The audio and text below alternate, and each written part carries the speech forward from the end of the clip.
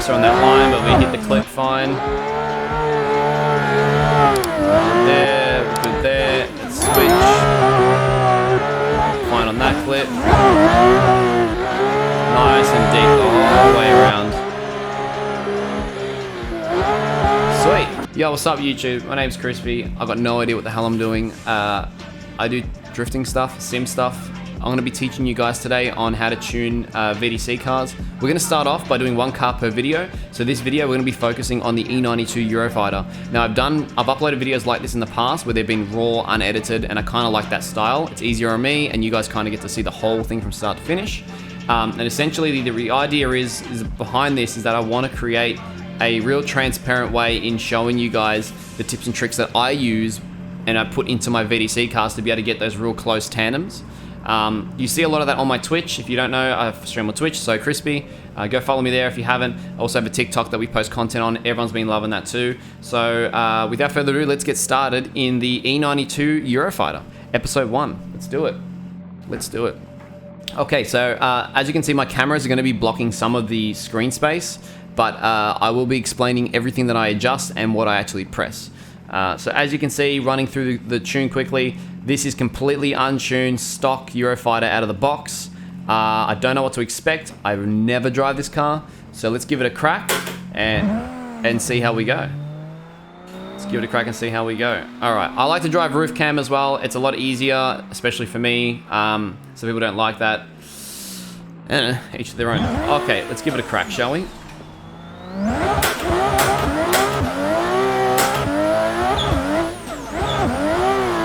Okay, so I noticed straight off the rip that the gearing definitely needs to come down because I'm in 5th gear and it's blazing. Okay, and side bite, doesn't have much side bite. How's the left foot brake? Alright. Alright, so I noticed straight away off the rip, this car needs gearing changed, especially for this track. Now, every track is different with gearing. So, at the moment, I see my 4th gear goes to 214 kilometers an hour. I want to drop it till 4th gear gets to about 250, round about there. I like having longer gears, so let's give that a shot. So all we've done is just adjust the gearing, and let's see if this makes a difference. It may make a difference in regards to how aggressive we drive because the car's going to be bogging out a little bit more.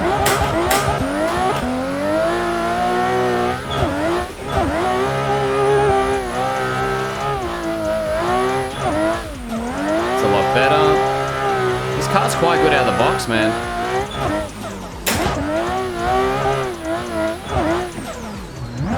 Okay, I can tell the rear end, the alignment needs a little bit of work.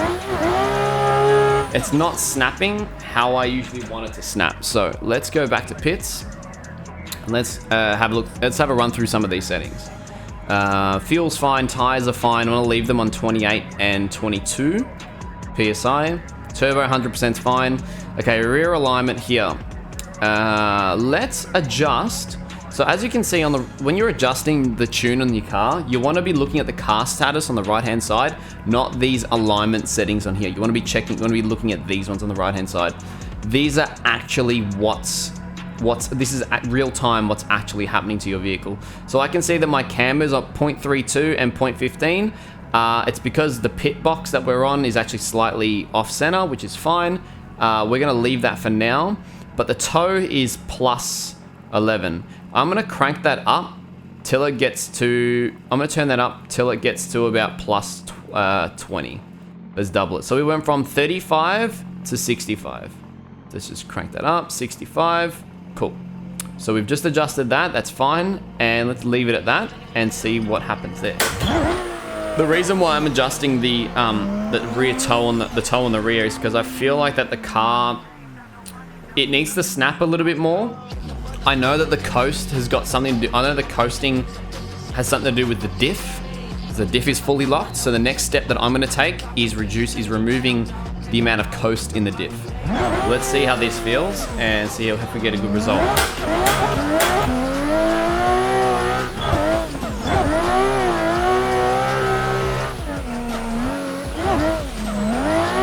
Okay, my brake bias needs to come up because I don't like it when it's too level.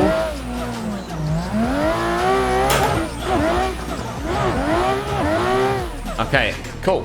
So I noticed almost instantly on that transition between the third outer zone and the wall, the car would snap the way that I wanted it to. As you can see, it snapped harder, but it didn't, it still coasted too far.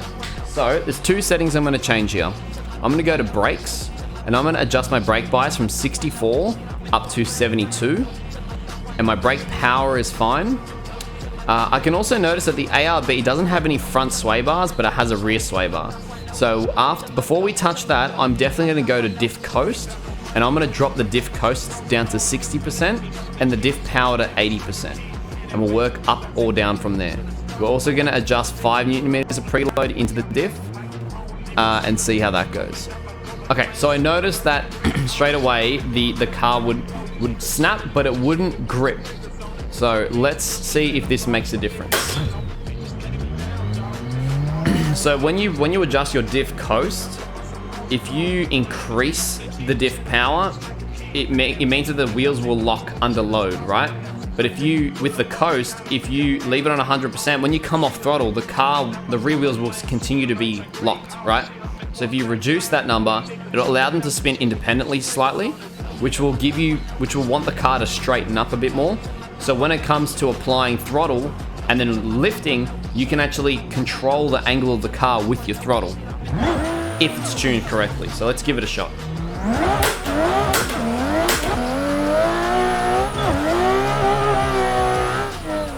Straight away, the brake bias helped there. I don't have to flick as hard anymore.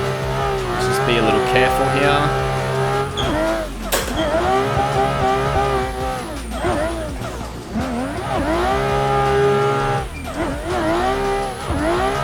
Okay, cool, awesome. That was great. Let's give it one more run. Let's give it one more run. So what I'm doing now is we'll just give it an extra run just to confirm that what I did made a difference.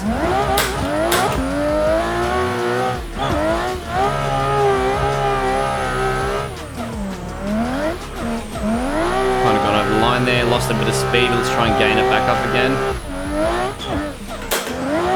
Back down a gear. Okay. That was me. That was my driving that kind of cooked that bit. But whilst we're here, I just want to check the sway bar to see if it needs it or not. So what I'm doing is I'm jerking the wheel to one side and then throwing it back. And as you can see, the car will move. But it's fine to have a little bit of movement, right? You don't want it to be like extremely point and shoot. I like it when it has a little bit of slop in it, but this seems about right. Usually some cars, they bobble and they wobble, and that's when you need to add some more, you need to add the front sway bar in, but this car actually doesn't need a front sway bar. I'm actually so surprised how well the tunes are on these cars. The VDC 2.0 cars and 1.0 cars needed a lot of tuning work to get them right, especially the 1.0 cars. But the 3.0, they've kind of nailed it. The base tune on these cars is really decent just to get in and drive. We're just kind of min-maxing here. We're not actually trying to gain anything too much, but we're gaining enough where it makes a difference and you can be more consistent.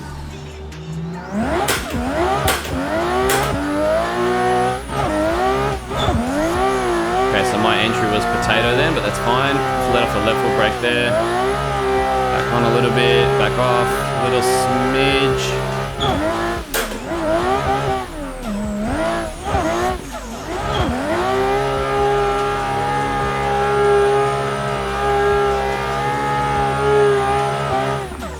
Okay, so the last little bit just there was great. That last section of the run was sweet. Let's have a look at that.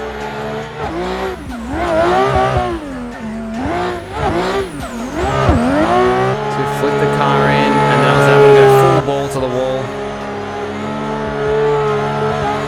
That was good. So I think the issue that I had here at the entry was I just threw too much angle at the start. Whether the previous run, it was great. The entry in the previous run was good. Yeah, except we went over a little bit.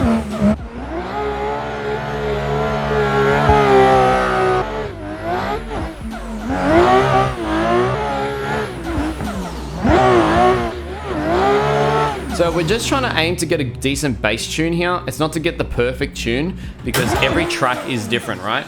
So all the adjustments I make on this track won't work for certain other tracks, but you want to get a nice even bass line so that when you go on other tracks, all you have to do is adjust your gearing ratio and that's it really for that track.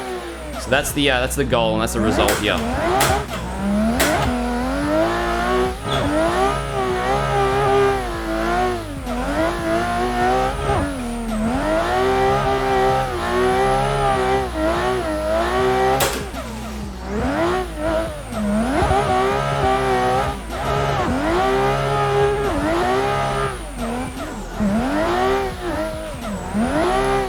Okay, so one thing I did notice was that that car acts really well.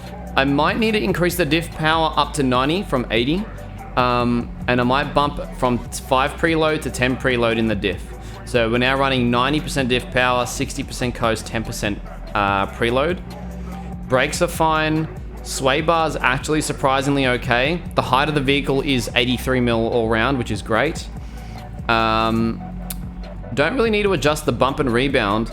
The only thing I am going to adjust is the front toe. The front toe is set to 16 on the left and it's negative 18 on the right. So let's actually increase that so that we go more negative. So let's run negative 28. So we're gonna go to 23. Now the only reason why I'm doing that is just for that extra bit of lock, but at the same time, I want the car to roll over on itself. It's got negative 5 degrees of camber, which is about right. You want between negative 4.5 to negative 5.5, roughly give or take, depending on the track.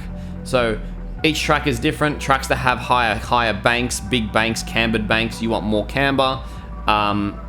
Tracks that are quite flat, that are bumpy, you want less camber to have more front wheel grip, because if it's bumpy, you want to be able to feel it. Things like that. There's little minor adjustments that you can do to a car based on each track. But as I said before, we're not really min-maxing everything crazy. I'm just giving you guys a good bass tune to work off of, so you're able to actually get there in the end. At the end of the video, I'll remove my camera and I'll go through every single tab so you guys can just like look at it. We'll do that. Okay, so fuel's fine, tires are fine, gearing's fine. Okay, let's give it one more run with the new diff and see how she goes. But I'm pretty happy with the way it is. It's pretty good.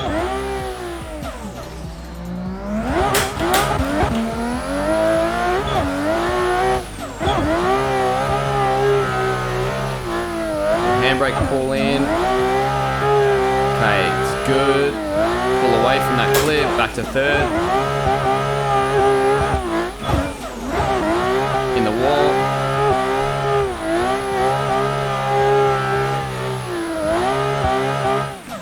Okay, that was actually a decent run. Let's look at that run back. I'm pretty content with that for a decent baseline run, man. I'm pretty happy with that, chat. What do you guys reckon, chat? YouTube. Let's have a look. Third, fourth. Could have been closer on that line, but we hit the clip fine. There, we're good there. Let's switch. Fine on that clip. Nice and deep the whole way around.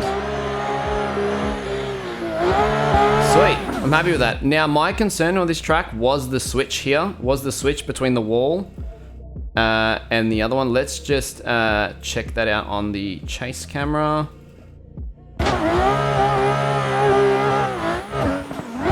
So we've come in here, let's actually go slow-mo. And we're deep in the wall there. Deep in the wall. Actually, you know what I'm gonna do? Let's go F5. Let's actually run the F5 camera from up top. Let's have a look. So we've come through the clip. Transition out. Nice. Switch in. Nice and deep and bury the throttle. Okay, so that extra bit of diff power and preload allowed the car to be a lot more so it'll pull away from clips, because beforehand what I noticed was I'd flick into the wall, I'd give it power, and the car wouldn't pull away from the wall. It will want to go still in the same trajectory of going into the wall, right? So you want to flick into the wall as if you're going to crash, then hit the gas, and you want the car to power away from the wall and around. So the car wasn't doing that, but increasing the power and a little bit of the preload, it allowed the car to grip and pull.